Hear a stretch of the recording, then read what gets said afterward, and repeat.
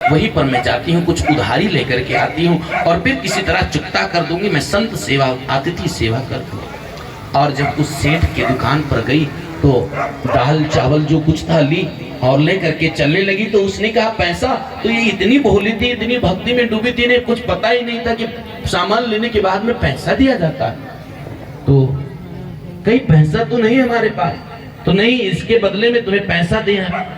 महाराज मेरे पास नहीं है। तो कुछ भी देना पड़ेगा। ठीक है, आप कुछ भी ले लो।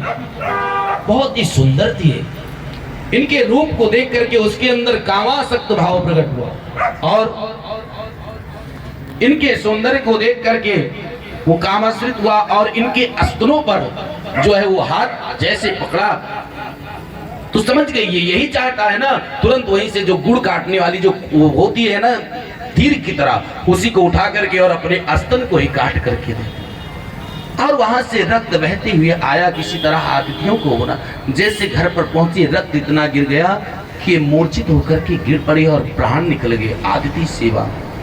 भगवान इनके इस भाव को देखे कि हमारे जो है सेवा के लिए तुमने स्तन का त्याग कर दिया कि जाओ, मैं प्रतिज्ञा करता हूं कि आने वाले समय में तुम्हारे इसी स्तन का मैं पान करूंगा, जिस स्तन को आज मेरे लिए तुम दान कर दी।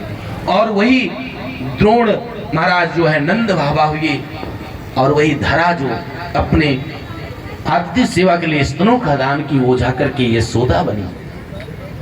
रोहिणी महारानी ये जो है देवकी के गर्भ से भगवान का जन्म तो हुआ, लेकिन भगवान जो है स्तनपान का सुख, जो वात्सल भाव का सुख होता है, वो भगवान को माँ से नहीं मिला और ना भगवान माँ को दी वात्सलता, जो बालक का प्रेम हो वो मैया यशोदा को दी। इसी कारण से, क्योंकि वचन दिए कि तुम्हारे स्तनों का मैं पान करूंगा।